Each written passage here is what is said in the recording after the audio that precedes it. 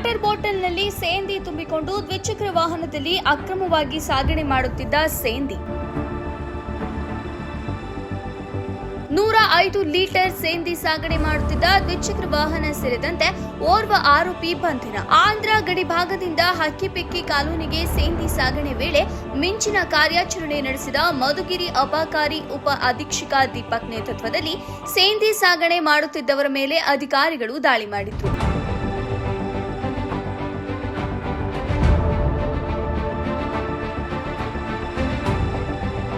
ಬಂಧಿತ ಆರೋಪಿ ನಟರಾಜ್ 38 ವರ್ಷ, ಹಕ್ಕಿಪಕ್ಕಿ ಕಾಲೋನಿ ವಾಸಿ.